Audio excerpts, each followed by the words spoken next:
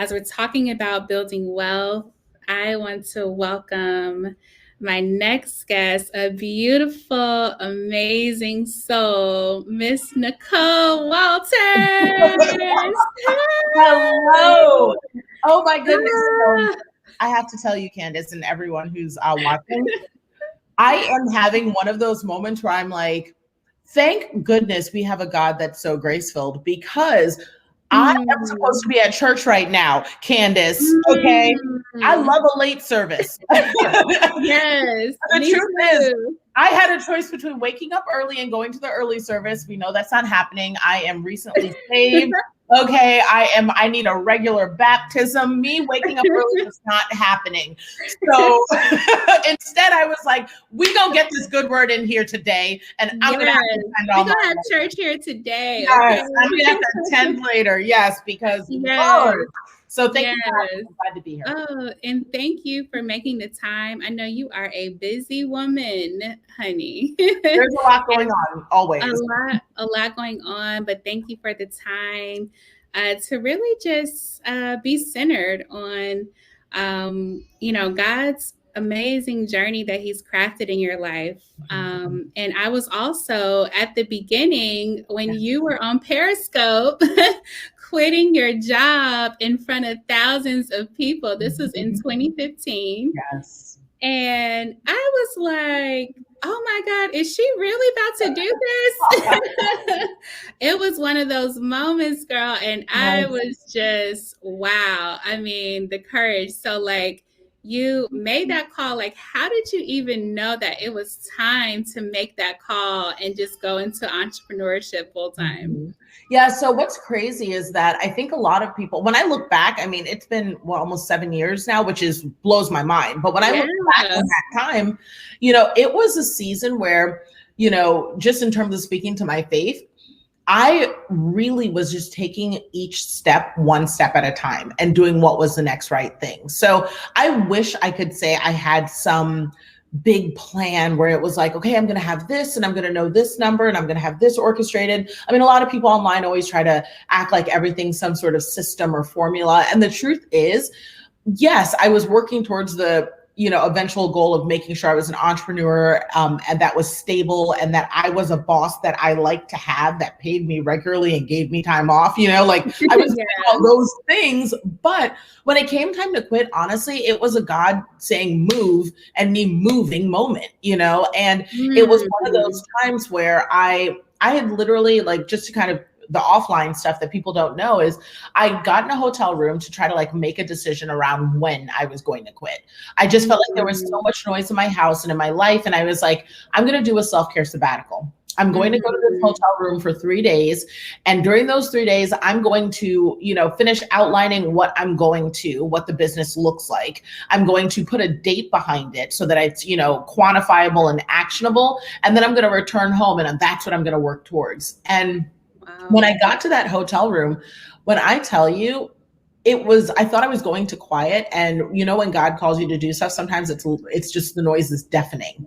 And being by myself, I could hear him louder than ever. And it was like, you're quitting now. Before you leave this room, before you leave this place, you will have quit.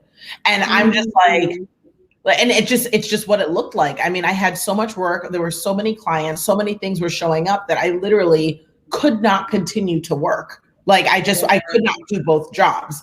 And I don't know how many people have ever been in this position before, but it was one of those moments where it was very clear that God had given me every single thing I'd asked for. And if I didn't move at that point, I was more scared of not being obedient than I was of the fear of entrepreneurship not working. So I listened and I did. Yes. Wow. Talk about obedience, right? I feel what you're saying. It's like, you have to do it, like, and it may not make sense to anyone, like, and I mean, it was just like, wow, like I felt, the courage, but what was that feeling in that moment when you were on the phone, like? I mean, so, for people who hadn't seen it, I did pick up the phone and just call my boss and quit my job live and everything. My boss was based in Chicago, so otherwise I would have done it in person. But that actual moment, what was interesting was the biggest thing that was on my mind was because this is live and I didn't plan this, I really hope that my boss isn't like good riddance or like fine or, like those negative thoughts. I was like, oh gosh, like, I don't know how he's going to receive this. And I just hope it isn't messy. But I didn't expect it to be what it was, where my boss was like, look, if you found something you love and you're making money doing it, like, why are you still here? I mean, it was one of those moments where, like, just affirmation and confirmation that I was doing the right thing. Like, he was being used. And my boss, like, at the time isn't like a faith-based person at all, but God was using him. Like, he also was like, I just wish that I, sometimes had the courage to do what I pursue, like what my purpose is. And this is the person who, if I remained in my job, I would be aspiring to be him. So if that's the case, then what does that mean if that person's looking at you and saying, no, like, you're making the right move, So, I mean, it was just one of those moments that I just really felt very, I felt God's presence. I was covered, I was protected, and I'd done the right steps. So while it was frightening, there was just nothing in the actual moment that indicated, don't do this, outside of, and this is something, again, I never talk about, but you're my girl, I'll tell you all the things. So, your family, so I'll tell you everything. Everyone gets the good here. So what a lot of people don't know, and I'm hoping this maybe speaks to someone today, is that during the time that I was quitting and while all that was happening, I was getting text messages like crazy from people who were telling me to not. And and I think a lot of times we talk about sort of how do we get into the mindset, or how do we deal with our fear, or how do we push through that thing, how do we prepare? But we don't talk about all the voices and the echoes and the things that happen externally that will try to dissuade us from the path we're called to. And I'm thinking about it now, as like the first time I mentioned it, I mean, my phone was going off from people saying, like, don't do this, literally, don't do this, don't do this, like this, don't do this right now, just echoing every single negative, fearful thought that I already had. But the sound of the call for the opportunity and the call for what God wanted for me was much louder. And so, I think oftentimes we forget that, the Bible does say that weapons will form, but when we hold on to the part about they won't prosper, but we forget the fact that, no, we've been told in advance that bad stuff will happen. So stop pretending like you're not going to meet problems, what I mean? Like, and so in that situation, I mean, things were forming, but they definitely didn't prosper. And instead I did. So, absolutely. Come on now. Come on with the word today. Yes, because you had a command from God, which was to move. And so when you hear his voice, you have to silence every other voice that is coming to distract you, to derail, because look what was on the other side. Come on now. But I'm telling you, no one talks enough about the other voices, like when people say, oh, the haters, the this. No. This wasn't like haters. This wasn't people who meant ill for me. It was like friends and family being like,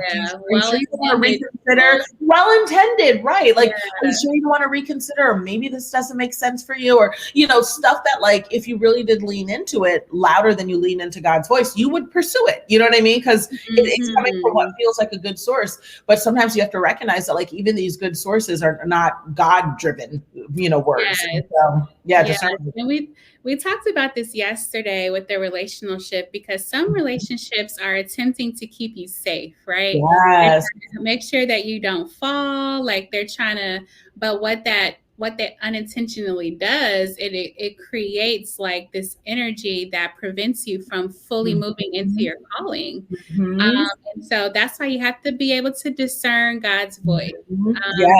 I'm glad it was loud and clear for you. But sometimes it could be surrounded by a lot of noise. So you have to discern God's voice. And I ask God to just increase our discernment, increase the spirit of discernment, so that we always hear your voice.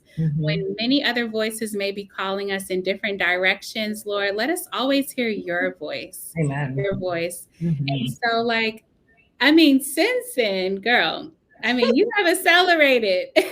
Your business success has accelerated like faster than anything I've ever seen. I mean, what do you feel has contributed to such fast growth and success for you?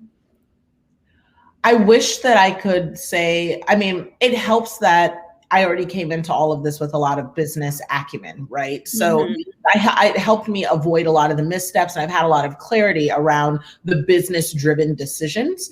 Mhm. And because of that, one of the things that I think has really helped me is that frankly, like, because I've been able to make money, fairly easily and have a strong net worth, it's allowed me to make decisions that are in alignment. So oftentimes because of the Mhm. need to pay these bills or to, Yeah. just frankly, like, have the money, we'll make decisions that may not be in alignment with our long-term future. And so even things like my TV show, there were times, not just in the process of creating the TV show, but also while filming, where there were things that I was asked to do that I knew weren't in alignment with, like, me, my value, in the best interest of my family, Mm. in the best interest of my future, in alignment with my faith. And Mm. because I was not worried about money, I could say no easily, Right. Yeah. like, and so I can tell you that, like, that has been a huge element, is just, I was prepared and I did the work, on the foundational level. I didn't let myself get distracted with,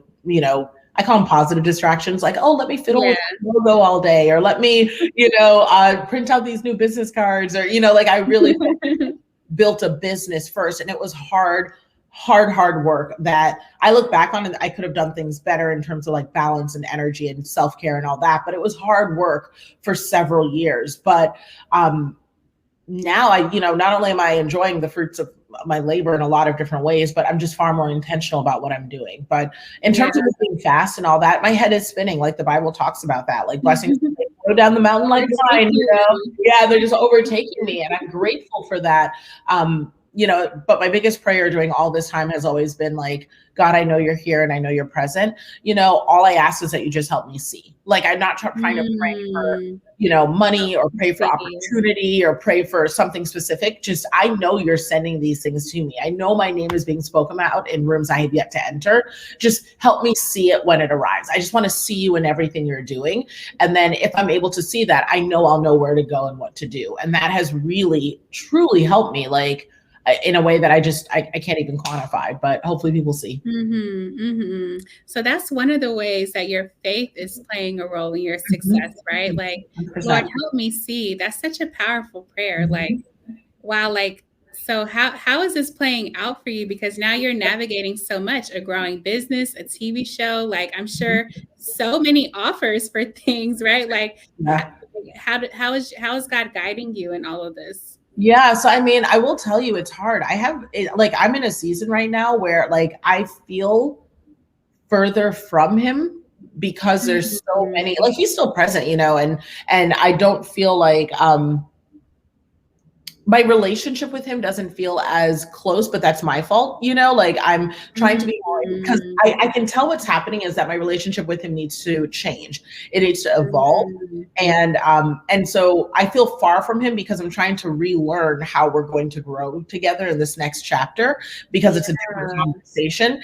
And it's scary, it's uncomfortable, I'm unhappy with it, because it's I liked being able to feel comfortable in the way that we spoke before. But the best way I can describe it is, and it's odd to talk about, because, people don't talk about feeling far from God, or, like, you're Right. not supposed to. It feels weird, but Right. just being honest, it's the relation. The best way I can describe the way I feel now is like when you have a relationship with your parents when you're a younger child, and it is very, like, it's need based, and it's like, I need this, mom, and they're, like, responsible for you, and they tell you what to do, and you kind of hear it clearly because they dictate it almost a little bit clearer. But then you become an Mhm. adult, and the relationship with your parents has to change. It It has doesn't to mean change. they've gone anywhere. It doesn't mean that it's any less loving. It's that in order for you to be out in the world, you've got to hear their advice in a different way, and come to them in a different way, and lean on their support in a different way. And it's necessary for you to ascend, to do all the things that they really spoke over your life. And so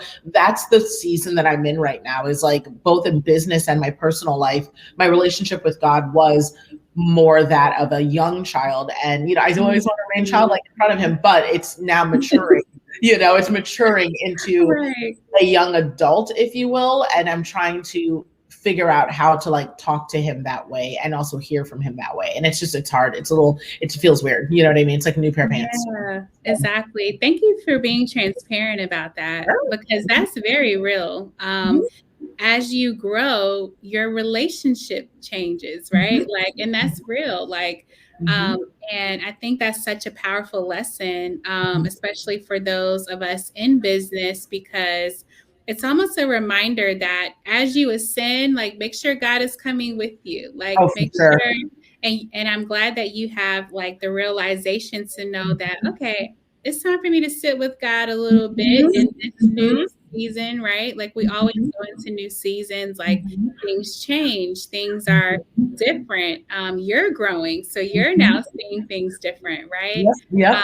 And that's so real. And God loves when we just come to him, like, and just be honest about it. Like, Lord, okay, Yes. I'm different. I'm new. Yes. Like, my needs are different. Like, my wants are different. My desires. Like, let's go into this new season. I love that. I love And that. I mean, I'm still doing the core things, right? Like going to church, staying in prayer, pay attention to the word. It just feels like it's hitting different, which made me nervous for a while, because I was like, is this like not as impactful? Because I remember in the beginning stage of entrepreneurship, the way that like my relationship with him was more of a, God, give me the energy. God, give me the sales. Like, it was more like quantifiable, and now it's more subtle. And I'm realizing that like, it's stuff like, the way he's showing up for me has a subtlety, but a surety about it. So it's just very solid, but it's quieter. And it takes maturity to see it. Like, there's something beautiful about, like, how like little kids, when they're younger, what they like is sugar. So like, if you give them a cake, they'll scarf it down because it's just sugar. They don't really care if it's like a well-made cake or if with French ingredients. But as you get older, you care more about those ingredients, and you're still eating cake. It's just that you want that refinement around it. You want to appreciate each element. And I'm telling you, like, I don't know where I'm going for this next season. Like, I understand the work points, all that, but I just know that I'm encouraged and grateful for this refinement in my relationship with him, because I know it's going to lead to an appreciation of the sweet things on a level where it's not just shoving cake in my face. You know what I mean? But it's hard, because there's trust involved. There's, what am I going to have to leave behind in order to do that? You know what I mean? Like, in my business, even, like, what does that mean about how I'm going to show up? What does it mean about how I'm going to present myself? What type of conversations am I going to have with my audience and my peers and my clients that may cause some of them to leave, or may cause and new ones to come in, and just really trusting that as I'm getting refined in him as a businesswoman and someone who's been blessed to have a platform, that it's still going to allow me to do the things I've been able to do thus far, like, eat and have a house and, be around my kids, all those good things, have a life, So exactly. It's different, but it's hard. It's a spiritual maturity that's grooming. And it's also kind of a place of uncertainty too. Sure. And I'm so happy that you're sharing that, because people don't talk about that. People are not honest about that, but it's something that we all go through.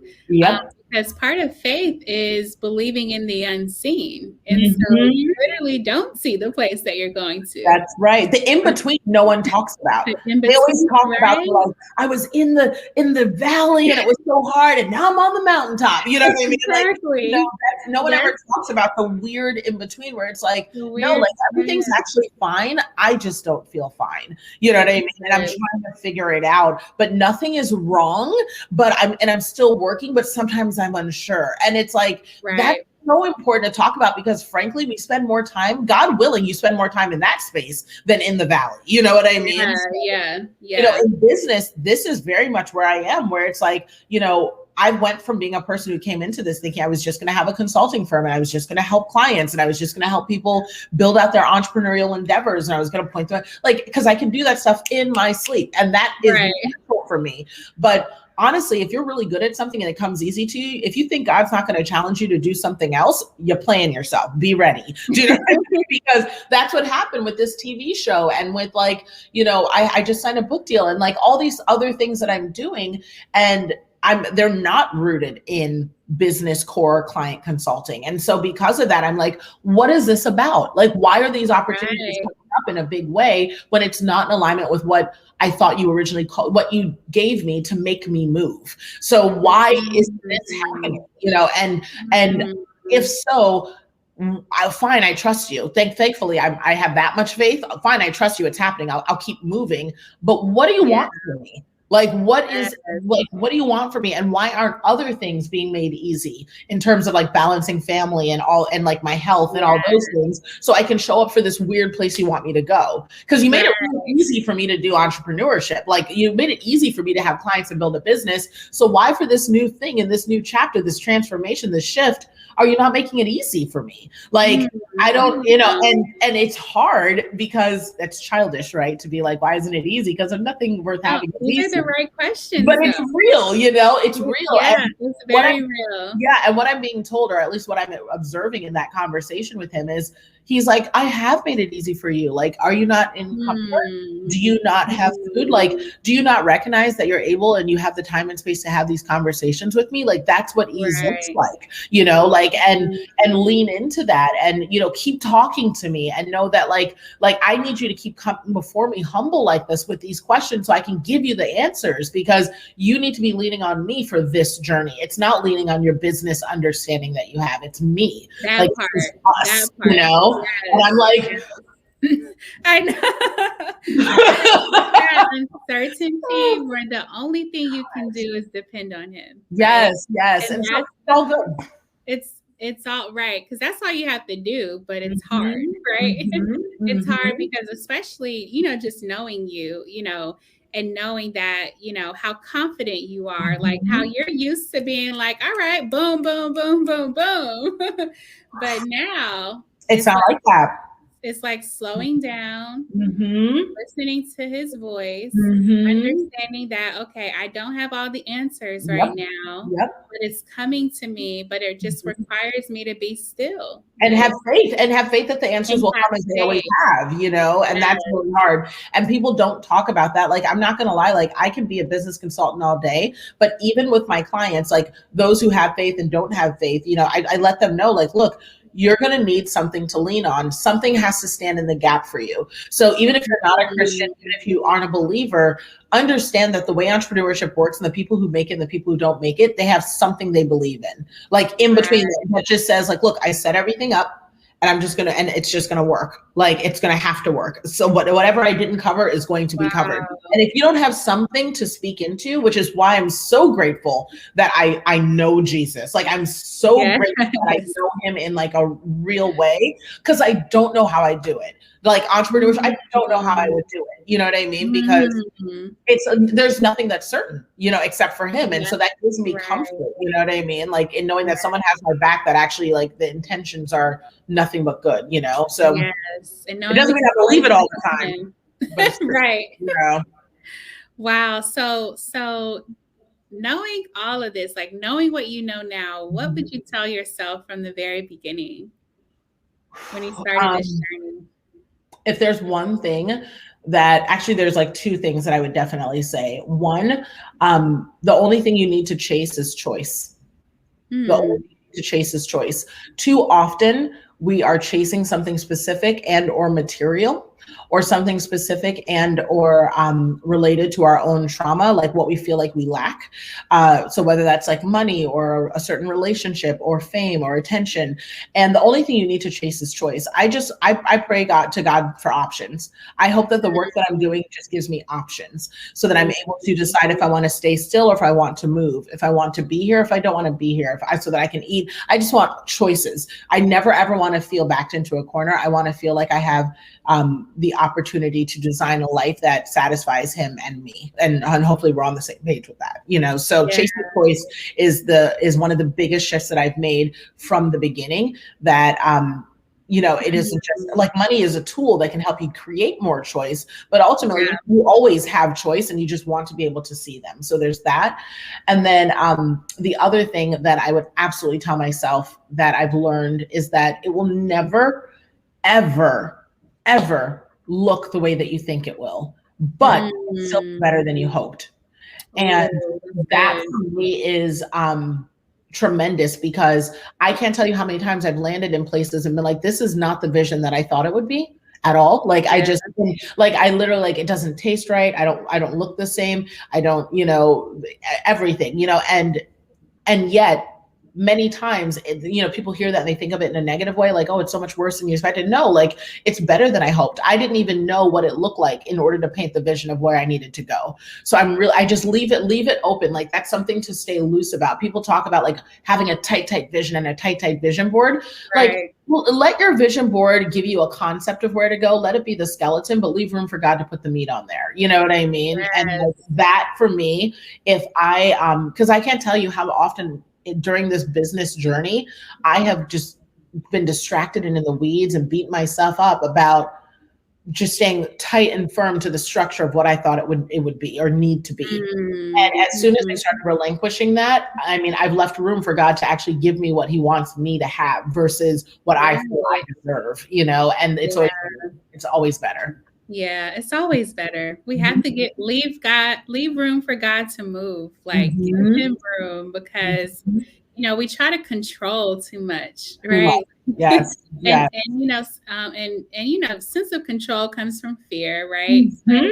Because you feel like, okay, Anxiety. Mhm. anxiety. So, those of you all, watching, you know yourself, right? If you Mhm. tend to try to control the outcome of everything, it's time to let God give him some room, Mhm. Mhm. relinquish a little bit. This is stretching our faith, right? Yeah. It's stretching us and it's uncomfortable. It's so uncomfortable, but like as Nicole said, it's so much greater. You're giving room Mhm. for so much greater to come in. And I just admire your heart, Nicole, Oh my your God. generosity. Those of you all may not know, Nicole is the godmother of my children, What, y'all. baby? My twins. This is how divine this relationship is. And for those of you all who are here for day one, for the emotional shift, I talk about the prayer that Mhm. led me to my husband, right? And so Nicole is also my angel because this Oh, was the woman that made the status that I copied, that I commented on, the prayer girl. I told them the prayer, and the next day I saw your Facebook status, and mhm. that day I was talking to Mr. Keith Harris, Yes. who I'm interviewing for the Mountain of Family. And, again, giving God room to move. Like at that time in my life, I was very stagnant in my business. I was Mhm. ready to just give it all away. I thought my next chapter was coming, but I said two prayers that day. The one prayer led me to Keith, and the other prayer was, Lord, send me the opportunity that is mine by divine rights. Ooh, that is Trying to, good. I was trying to go after so many different things. I was thinking my Mhm. business should be this, or this. And the Mhm. prayer Mhm. was, God, give me the opportunity that is mine by divine rights. And that, It's so good. It's good just because, like, God is not the author of confusion. And whenever we're looking no, at so many things, it's because the enemy is trying to keep us from what is specifically our divine right. So that's so right. powerful. That's so Yes, powerful. yes, and that keeps you in alignment. It keeps it in Mhm. alignment. And another prayer I'm going to give to you, Nicole, is ask God about every door before you walk in it. Mm. Because what we talked about for the Mountain of Arts and Entertainment is every door is an illusion. It can look so good, it can sound so good, you can imagine all the great things you're going to do, but before you walk through that door, talk to God about it, because you don't know Mhm. what's on the other side of it. Mhm. And I know that God has, many doors have come in front of you, right? And Yeah. many people want the opportunity to work with you, but, keeping God first, allows you to walk through the right doors, because you have to protect yourself. You have to protect, the nature of who you are. And you are a bold personality, a bold, Thank you. vibrant woman. I love how you have maintained your authenticity throughout your journey. You have not changed who you are.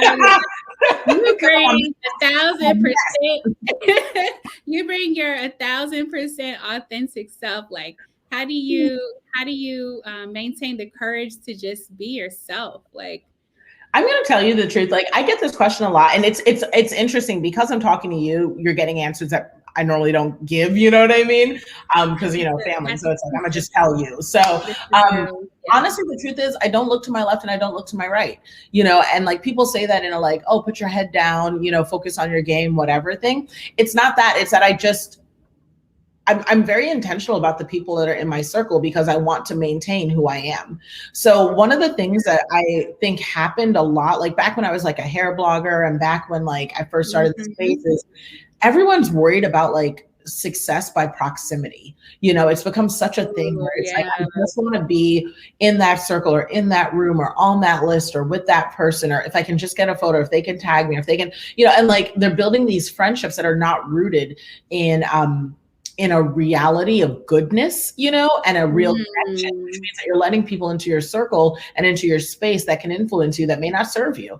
And so what I found is like, if people notice, like, and I don't know if people see this, they probably, maybe they see other things, we all see what we want to see, but like, I don't really hang with a lot of people. Do you know what I mean? Like, you don't necessarily, like, I have a lot of friendships that people don't know about behind the scenes, but I'm not the person who's always like, with the cool kid clique or whatever. I might be friends with, those people individually or support them and, love them, but you don't see me really always angling to be part of that. Like, I have my own thing that I'm doing, and that's what I'm focused on is, taking care of my family, taking care of me, and then nurturing individual relationships with individuals that I see myself having a relationship with into the future. You know what I mean? Like, and so like, even I look at our relationship, Candace, and I've always nurtured a relationship with you, and not because I was like, oh, we're going to partner in the future and we're going to do this or that, or, there was never even an immediate alignment outside of just us supporting each other as women and,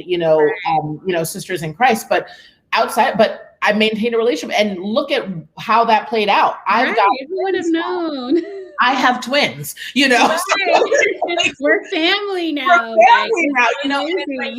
that was because I wasn't focused necessarily on what I think a lot of people do, which is like the juxtaposition, like, oh, well, who does Candace know that can help me get to blah, blah, blah? Or who does Nicole know that can get me to such and such, And I think that in approaching my relationships with others in this space organically, it's allowed me to frankly build a bubble around myself that has kept me as myself, because I've never had to modify to fit into rooms that I'm not even trying to get into, And so yeah, that's really helped. Like, cause I just see a lot of people where I'm like, man, they just started hanging out with this sort of internet group and now they seem different. You know what I mean? Or, this person's always at this event, or trying to be at all these things, and now their content is different or their conversations are different. And then, that happens for a while. Then all of a sudden they go through a season, and then it's like, I just was losing myself. And, you see that whole thing. And like, it doesn't mean I'm not changing. I'm not, transforming. It doesn't mean that like everything you see online is all that I am. That's not true. But,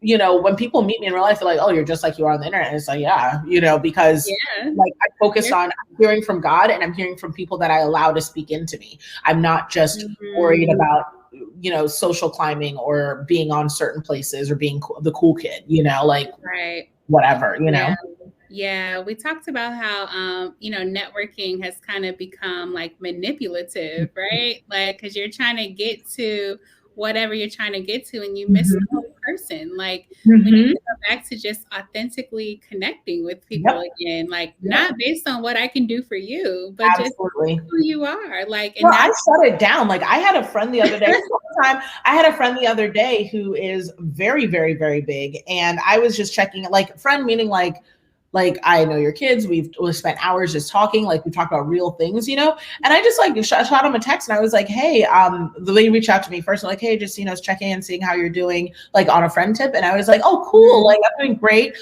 Here's what's going on with me. And by the way, I'll be in your town soon. Did you want to like just grab a cup of coffee and catch up and see how you're doing? Because it's been a while. And they were like, oh yeah, like I'm really busy this weekend, but I'm actually throwing together this incredible event and I'd love to have you there and all this stuff. And I was like, I literally took a minute.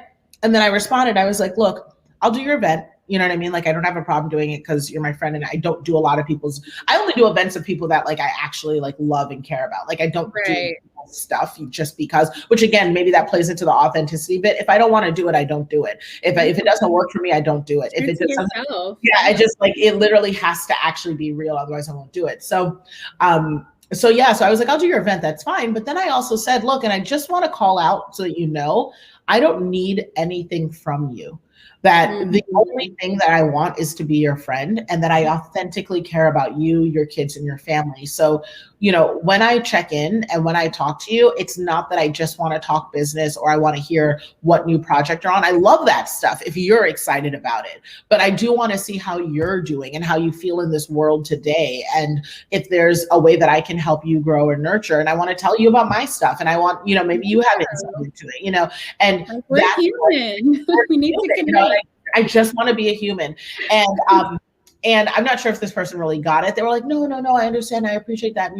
But like, it again gave me further insight. Maybe, our relationship is transformed and they're now at a place where that isn't what it's going to be. Do you know what I mean? Like, but these are the type of things that I'm telling you, like, if you really want to survive in this space and in this world, you just have to pay attention and use discernment, in that relationship building, and then also using the people that you do have that are good. So like you and Keith, obviously, like I'm out on the West Coast now, and you guys are sending texts like, not like overdoing like girl. It's not like that, but you're like, we love you, what I mean? You're not by yourself, right? It's necessary, to like lean into the people that are around you that love you, especially in business. Like, we don't use our resources enough, so yeah, like, gosh, I'm so glad you're talking about all of this. People just don't know. And I'm so grateful how wise you are, and you've seen and done and experienced so much that you have so much knowledge to offer, and people absolutely should listen to you because you have been in